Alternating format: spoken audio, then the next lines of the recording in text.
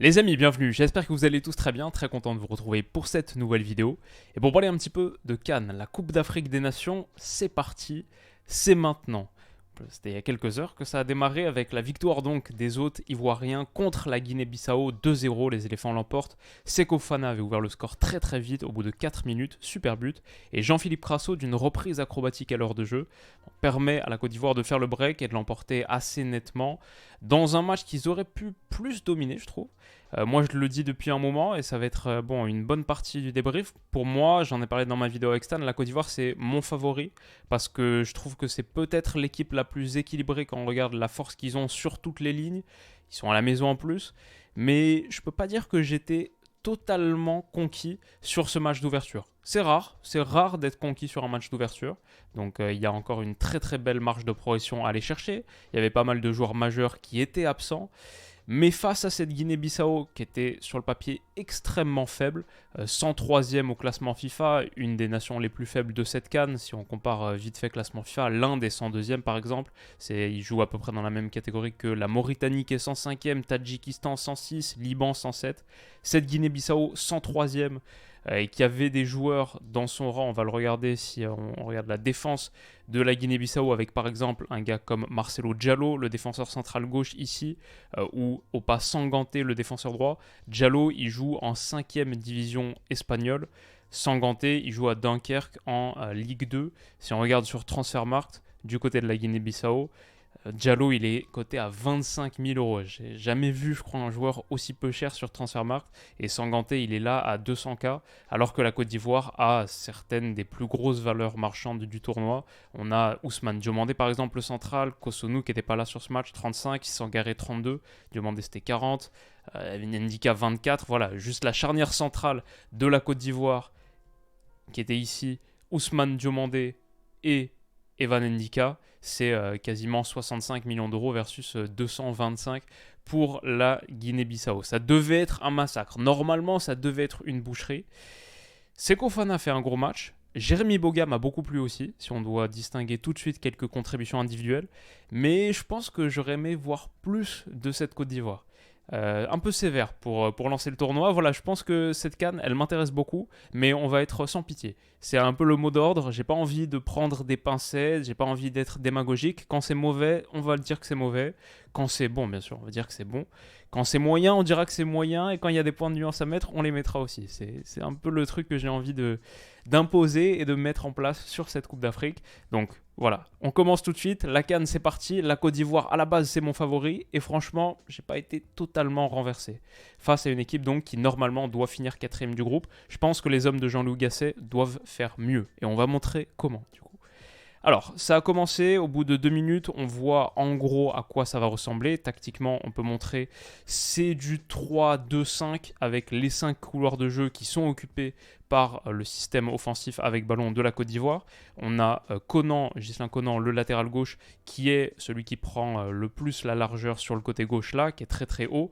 C'est asymétrique du coup, parce que Singo, le latéral droit sur le papier, est en vrai plutôt dans la position d'un central. Il est ici, Singo de Monaco, qui est un excellent joueur que j'adore. Il est ici plus bas que Conan, qui est latéral gauche. C'est Boga qui complète, qui apporte cette largeur du côté droit. Crasso, le buteur sur le papier, qui est ici, un petit demi-espace droit. Et on a donc Kessié, qui est là. Et il me semble que c'est notre ami Bamba, qui est ici. Donc, Seko Fofana et Sangaré forment la plateforme de construction, le duo de l'entrejeu. Ça, c'est le 3-2-5 et parfois c'était plutôt du 4-1-5 avec notre ami Seko Fana qui était plus haut et peut-être Conan qui était un petit peu plus bas. Mais grosso modo, ça, c'est à quoi ça ressemblait. Et un autre truc qu'on peut regarder aussi en regardant le bloc de la Guinée-Bissau, c'est que c'est, je vais dire, du 5-4-1 grosso modo. Surtout, c'est médian bas. Et la Guinée-Bissau était dans une posture très très passive, attentiste, essayait de contrer à la récupération, mais pas grand-chose de plus. Et surtout, regardez la densité, la compacité du bloc sur la largeur. Beaucoup d'espace laissé sur les côtés.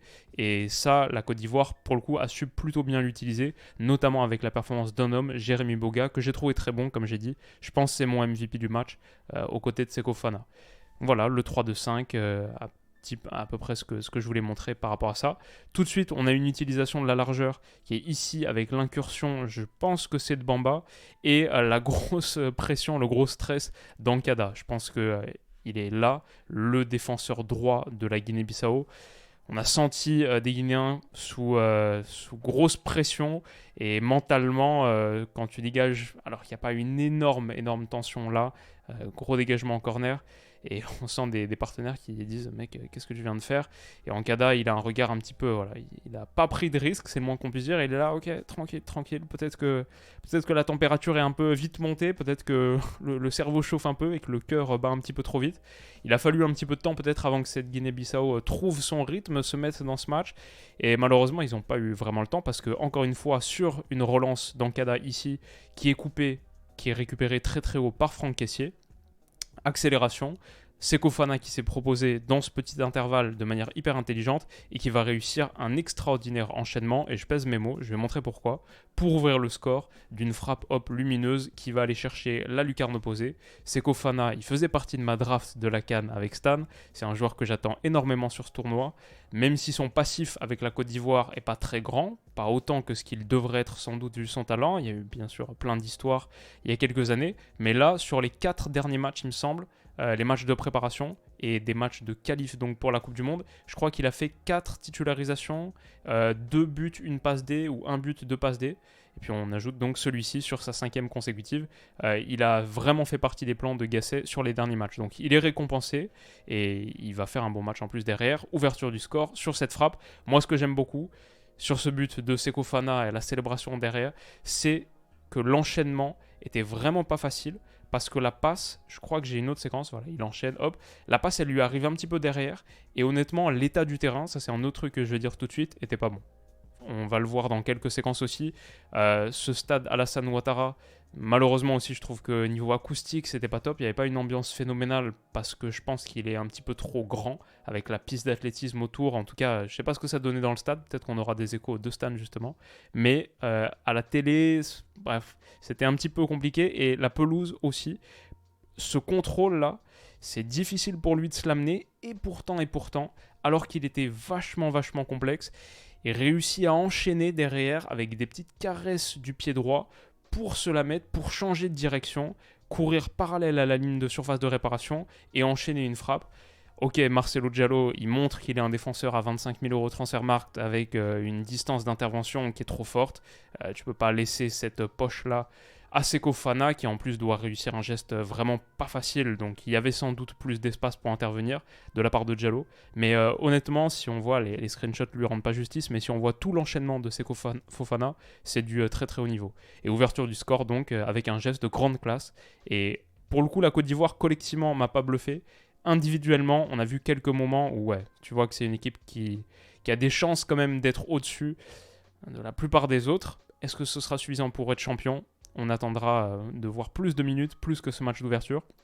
Mais individuellement, j'ai vu des choses, comme par exemple, de Seko Fana, on en a parlé, mais Jérémy Boga, là, qui, alors qu'il est plutôt ailier droit sur le papier, après ça bougeait pas mal avec Bamba, c'était relativement fluide. On voit Bamba qui est ici, en vrai, Boga, je pense qu'il était plutôt ailier gauche, même, et Crasso plutôt axial. Mais là, il se propose dans l'intervalle, demi-espace gauche. Contrôle orienté est très bon. Accélération face au jeu, excellent. Et ça va les renverser pour aller trouver Bamba autre côté, qui sert Crasso, son centre en retrait malheureusement. Et je pense qu'il ne choisit pas la bonne zone. Et on va en reparler. Mais ce qu'a fait ici Boga pour aller chercher la largeur, c'était super bien fait. Et il a été un des détonateurs de la Côte d'Ivoire, un des détonateurs de ce match. Celui qui a vraiment imprimé du rythme. Et jusqu'à la fin. Alors que physiquement, c'était pas facile dans des conditions vraiment, et ça aussi sans doute que c'est un des points de nuance à apporter, dans des conditions météorologiques qui étaient extrêmement complexes, 27 degrés à 21h, 85% d'humidité, ça avait l'air d'être un enfer de jouer ce soir, donc ça aussi, ça doit peut-être atténuer les reproches ou l'exigence qu'on formule envers cette équipe ivoirienne. Je pense que sur le centre, Crasso doit faire mieux, et ça a été un des motifs aussi de cette première période.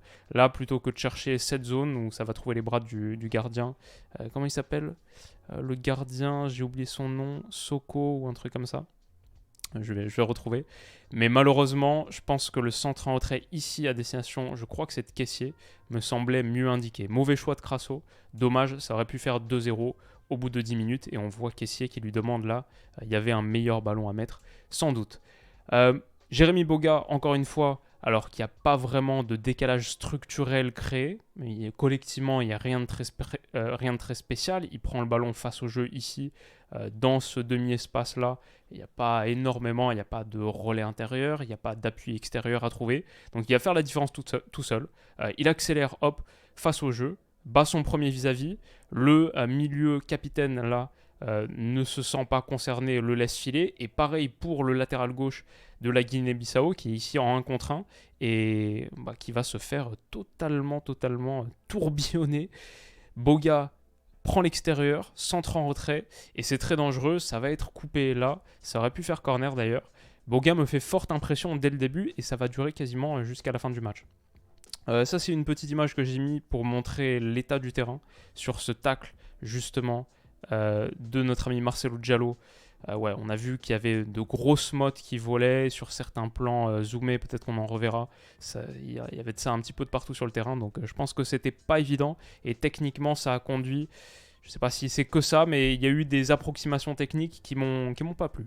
Je pense que la Côte d'Ivoire doit faire mieux. Que par exemple ici, Ghislain Conan qui tente d'impulser un mouvement, passe vers, ça doit être Jérémy Boga à longue ligne. Non, parce que Boga il est ici, numéro 13.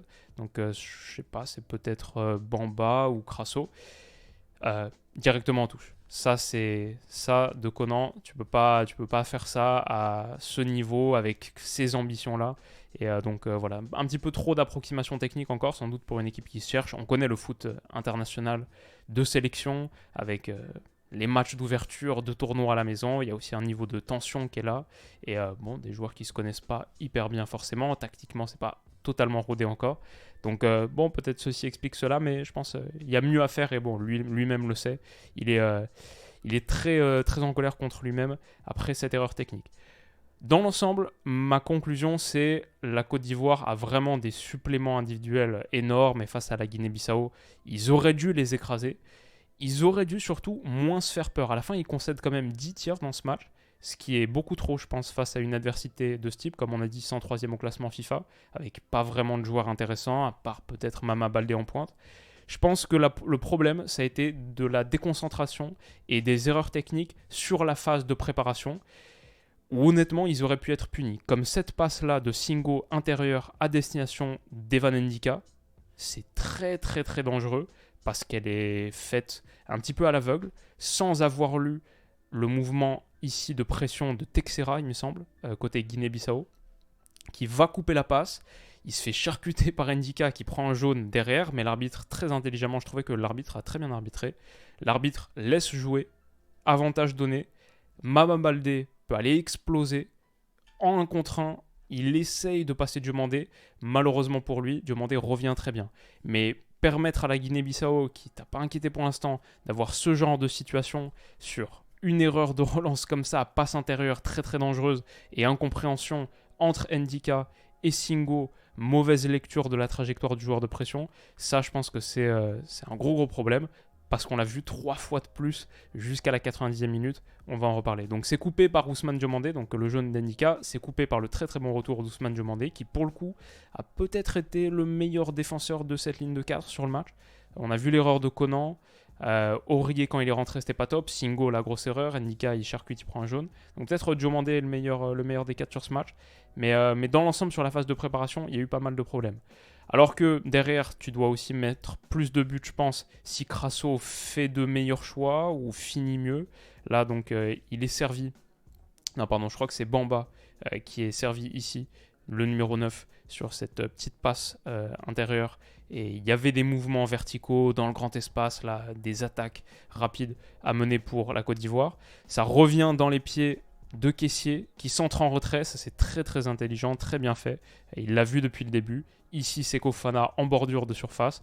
Et quand Seko Fofana est dans ces positions-là, on sait que ça peut faire très mal. Ça frappe en levant beaucoup la jambe pour contrôler la trajectoire et pour pas que le ballon monte trop. On sait que c'est un expert dans ce registre. Barre transversale, pas que barre transversale, elle est déviée du bout des doigts par, est-ce que j'ai son nom ? Djoko, ouais, ok. C'est pas Novak, c'est Djoko, le 12, qui du bout des doigts la repousse, la dévie sur la barre transversale, sinon ça doit faire 2-0, sinon Seko Fofana a un doublé au bout d'à peu près une demi-heure de jeu, et peut-être que voilà, cette canne prend un autre départ.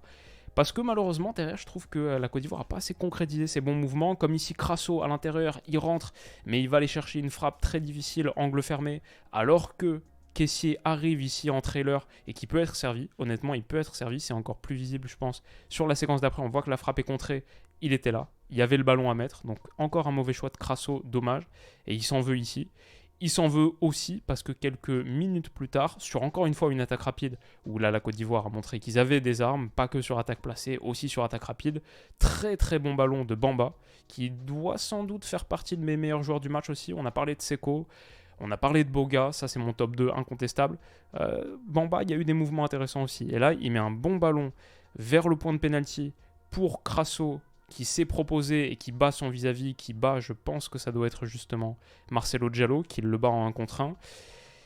Malheureusement, je ne sais pas ce qu'il fait là, mais il tombe sur le ballon et il n'y a pas du tout faute. Il n'est pas du tout touché par Diallo. En plus, il simule même pas parce qu'il se prend tout de suite la tête entre les mains. Il tente même pas d'influencer l'arbitre.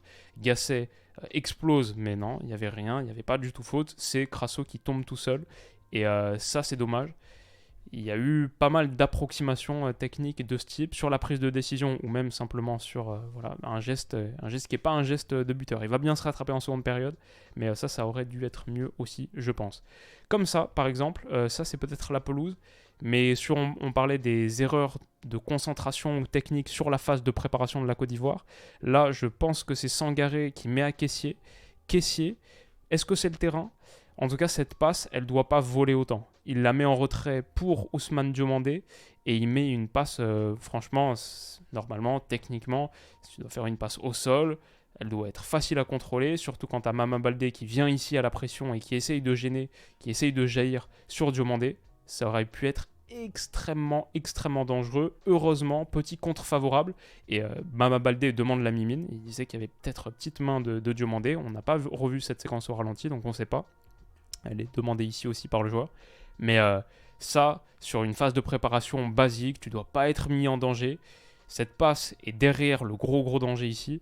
Ça aurait pu faire très mal. Derrière Mama Baldé, il peut partir au but. Et franchement, s'il part là, il a la vitesse, il ne se fait pas rattraper. Ça finit en 1 contre 1 contre Yaya Fofana. Donc voilà, c'était un petit truc récurrent. Et vraiment un point à corriger tout de suite. Parce que peut-être contre la Guinée-Bissau, ça passe. Contre le Nigeria dans ce groupe, avec la vitesse de leurs attaquants, c'est beaucoup plus problématique. Heureusement, la Guinée-Bissau, je pense que défensivement, c'est une des pires équipes que j'ai vues cette saison. De tous les matchs que j'ai regardés, la ligne, elle a absolument aucune structure. Je crois que c'est Bamba, là, qui réussit à faire 2 fois son appel. Il y va, il s'arrête, il y va, il reprend, et sans être hors jeu. Donc ça, c'est des moments qui sont quand même un petit peu spéciaux. Son centre en retrait est dévié. Donc ça c'est stoppé à la fin, mais voilà, il y avait des mouvements de ce type dont la Côte d'Ivoire aurait peut-être davantage pu profiter. Ça termine 1-0, je crois que je vous ai mis mon observation, les petites notes que je prends à la mi-temps. Nette domination de la Côte d'Ivoire face à une très faible défense, avec de meilleurs choix de Crasso, ça peut faire 2 ou 3-0, mais quelques erreurs d'inattention sur la phase de construction ivoirienne laissent la Guinée-Bissau dans le match. Sinon je mets ambiance et qualité du terrain, un peu décevant, et sortie de Singo, entrée d'Aurier au bout de 45 minutes. Comme je le mettais, l'humidité à 85%, ça a l'air d'avoir encore plus que peut-être les 27 degrés. Et ça, c'était au coup d'envoi. Donc, c'était pas en pleine journée, c'était au coup d'envoi. Ça a peut-être baissé un petit peu plus en seconde période. Mais 85% d'humidité, c'est vraiment hardcore et ça a l'air d'avoir énormément pesé sur les organismes. On le voit là, au bout de la 82e minute. Aurier, qui pourtant est rentré à la mi-temps, il est cuit. Mama Baldé et son pote là-bas, je sais pas qui c'est, ils sont cuits. C'est très compliqué pour tout le monde sur le terrain. Donc ça aussi, sans doute que ça a compté dans ce qu'on a vu. Mais ça n'aurait pas dû compter dans la multiplication des erreurs ivoiriennes sur cette phase de préparation où ils ont donné des ballons de but et ils ont donné des situations à une Guinée-Bissau qui n'en demandait pas tant. Là encore une fois, je pense que c'est Aurier, le numéro 17, c'est lui, qui se fait contrer par Mama Baldé là et derrière. Cet espace peut être ouvert. Et il y a une passe, c'est Mama Baldé ou un autre, parce que Mama Baldé, il est peut-être ici et là en train d'adresser ce ballon qui ne sera pas assez bien appuyé, qui pourra être coupé in fine. Mais alors que tu es tranquille, en train de mener 1-0 à la 50e minute, donner cette situation-là, c'est pas du tout acceptable pour une équipe qui doit viser le titre. Voilà, petite alerte. Comme ici, quelques minutes plus tard, 63e minute de jeu. Heureusement, à ce moment-là, la Côte d'Ivoire mène 2-0. Mais sur cette passe de Willy Bolly, qui est entré à la place de Diomandé, il me semble, pour Sangaré, qui accuse le coup, qui essaye de souffler un peu, mais manque d'attention. Il va se faire prendre dans son dos. Je crois que c'est Baldé qui jaillit et qui derrière transmet un ballon de but. Il va falloir une belle parade de Yaya Fofana pour empêcher la Guinée-Bissau de revenir dans le match, revenir à 2-1. Voilà, ce genre de choses, c'est vraiment un problème. C'est vraiment quelque chose à corriger. Et j'attends mieux de la Côte d'Ivoire sur ce point. Heureusement pour eux, ils ont eu un Bamba en bonne forme qui a centré. Énorme erreur de Sanganté, cette charnière centrale-là, à moins d'250 000 d'euros. Bon, elle a aussi donné de bonnes situations aux Ivoiriens. Et là, Sanganté, c'est un gros problème pour le joueur de Dunkerque de rendre ce ballon jouable pour Crasso, qui pour le coup se rattrape bien de sa première mi-temps en dessous, avec un excellent enchaînement. Double contrôle, double jongle, notamment la deuxième, qui est vraiment pas simple, pour se la mettre et enchaîner parfaitement en reprise de volée, en déséquilibre et un petit peu hors tempo, ce qui surprend du coup Djoko, qui je pense lui aussi peut faire mieux sur sa ligne. Entre Sanganté, Diallo et Djoko, le triangle de fer que je décris souvent dans une équipe, les deux centraux et le gardien, ça doit être ton triangle de fer. Là c'est un triangle, quelle est la matière la plus malléable? C'est le triangle de chewing-gum ou le triangle de caoutchouc malheureusement pour la Guinée-Bissau qui a donné de belles situations de but et pour le coup là la Côte d'Ivoire a su les saisir. Ça a fait plaisir cette célébration de Crasso, on a senti à quel point c'était important pour lui de marquer et notamment avec cette première période, mais je pense juste en général marquer sur un match d'ouverture de CAN, les émotions pour un gars comme lui, ça doit lui faire beaucoup de bien. Et ça permet dans l'ensemble à la Côte d'Ivoire de l'emporter 2-0. Bah, à la fin, je dirais mon homme du match, peut-être Boga, parce qu'en plus, il n'a pas marqué, mais pour moi, c'était le plus dangereux. Et jusqu'au bout. Lui, pour le coup, je ne sais pas si l'humidité, il est habitué, mais à la 93e minute, temps additionnel, pas de souci pour lui, pour continuer à percer, accélérer, reprise de rythme et passer son vis-à-vis. Derrière enchaîné, un second dribble réussi. J'ai pas regardé son nombre de dribbles. J'aurais dû. Peut-être j'ai Whoscored sous la main là. Ouais, j'ai Whoscored sous la main. On peut regarder tout ça. Les dribbles réussis donc. 10 pour la Côte d'Ivoire. On en a 2 pour Boga. Peut-être les deux. Non, il doit y en avoir qu'un seul sur cette action. Mais 2 dribbles réussis pour Boga, 5 tentés. Il a été extrêmement percutant et créatif. Ce qu'on attend des chiffres à peu près raccords, je dirais pour un ailier, 40% de dribble réussi, c'est pas mal. Et il a été dans la plupart des bons coups ivoiriens. Il transmet donc là, autre côté, malheureusement Pépé n'a pas fait une excellente entrée, et là il se fait reprendre par le joueur de la Guinée-Bissau. Ce qui est un peu un symbole de ce match, les entrants ivoiriens n'ont pas suffisamment pesé peut-être par rapport à la qualité de banc qu'il y a côté Côte d'Ivoire. Franchement, je trouve qu'il y a une vraie profondeur d'effectif. Maintenant, on attend le retour de Sébastien Haller, on attend le retour de Simon Adingra, et je pense qu'il y avait un autre aussi qui a manqué à l'appel. Si on regarde l'effectif Transfermarkt de la Côte d'Ivoire, ok, Boga était là, Konaté est entré, mais j'ai pas été extrêmement emballé. Kosunu est absent. Je sais pas pourquoi il n'était pas là. J'espère qu'il est bien dans la liste, mais oui, sinon c'est à peu près ce que je dirais. On n'a pas vu non plus de Gradel qui a 36 ans, va peut-être pas jouer beaucoup de minutes. Mais Kosunu, peut-être qu'aux côtés de Diomandé à la place d'Endika, je sais pas. Il y a peut-être encore quelque chose à faire là, côté ivoirien. 10 tirs à 10 donc, je pense que c'est pas assez comme bilan. Je pense que la Côte d'Ivoire aurait pu faire mieux que ça, plus que ça. Je suis exigeant avec ce qui est pour moi, à la base, mon favori. Donc posons les termes. Je crois que la Côte d'Ivoire peut aller très loin, mais il va falloir faire mieux que ce qu'on a vu ce soir. Le bilan comptable, c'est le plus important pour la mentalité, pour se mettre dans de bonnes dispositions et pas trébucher d'entrée, ok. Mais cette Guinée-Bissau, en vrai, elle doit être battue, je pense, 3-4-0. Et je ne suis pas surpris si après-demain, J2 ou 3, une équipe comme le Nigeria, qui pourtant, Nigeria, je ne trouve pas que ce soit extrêmement complet et je ne suis pas convaincu par le Nigeria comme équipe dans l'absolu, mais vu la force offensive, je suis pas surpris si demain ça met un 4-0 à la Guinée-Bissau. Donc on verra. Demain on a Nigeria-Guinée équatoriale à 15h, ce qui va nous permettre de mesurer un petit peu le niveau des Nigérians, même si la Guinée équatoriale c'est pas facile. Égypte-Mozambique. Et Ghana-Cap-Vert. Cap-Vert qui est plutôt une équipe sympa. La dernière CAN, je les ai bien aimés. Et le Ghana, ça pourrait être le meilleur match, mais franchement, il n'y a aucun match qui m'emballe énormément, si je suis honnête. C'est plus demain. Demain, on a Sénégal-Gambie, ce qui est déjà un derby local. Et en plus, la Gambie, dernière CAN, je me souviens, c'était vraiment pas mal. Le Sénégal, le champion en titre. Donc très très gros match. Cameroun-Guinée, très gros match. Ça, c'est de manière le groupe de la mort. Donc il va y avoir que des gros matchs dans ce groupe-là. Et l'entrée en lice de l'Algérie, donc contre l'Angola à 21h. Ce lundi 15 janvier, je fête mes 10 ans avec ma copine, donc je ne pourrai pas regarder les matchs du soir, mais le lendemain, j'en ferai un débrief dans ce qui va être sans doute le format de cette CAN, récap de la journée précédente, je pense le matin ou vers midi. On ne fera pas forcément sur tous les jours, mais quand il y aura des bons matchs et quand il y aura de la matière, bien sûr, on en discutera. Je vous ai demandé sur Twitter votre niveau de hype pour la CAN sur 10 juste avant le match. Ça oscillait entre 0 et 10. Franchement, il y avait absolument de tout. Et ce que j'ai dit, c'est perso, je vais dire un bon 7. C'était avant le match. J'ai dit un mois entier de tournoi international. Je trouve que c'est le top. Il n'y a rien de plus beau pour moi. L'Euro, Coupe du Monde, 30 jours de foot de sélection avec les pays, j'adore. Mais mon point de nuance, c'était qu'en ayant vu quasiment tous les matchs à l'époque, on a fait pas mal de vidéos de la CAN 2021 sur la chaîne, je venais d'arriver à Amsterdam à cette époque, ces matchs m'ont bien mis sur mes gardes, j'avais été dans l'ensemble assez déçu par le niveau de jeu de cette compétition, en 2021 je parle, donc voilà, je suis un peu plus méfiant, pour l'instant mon niveau de hype c'est un 7, mais comme je disais aussi, j'ai plus d'espoir sur cette édition, où je trouve qu'on a vraiment 7-8 équipes qui peuvent prétendre au titre, avec de très très gros joueurs. Donc j'ai plus d'espoir et s'il y a de bons matchs pour nous lancer, peut-être demain et surtout après-demain, lundi, avec de très très grosses affiches, si on commence à avoir de beaux matchs, ça peut monter vite à 8 9 sur 10. Je pense 10 sur 10, ça va être compliqué avant au moins les phases d'élimination directe. Mais c'est ce que je dirais. Dites-moi vous, posez-moi votre note sur 10 de votre hype pour la CAN. Et voilà, j'espère que cette vidéo vous aura plu. On commence avec un petit débrief en douceur, on en a fait quasiment une demi-heure. Il est l'heure d'aller se coucher en ce samedi soir. Prenez soin de vous les amis, passez un excellent dimanche, une bonne fin de week-end, bonne semaine ensuite.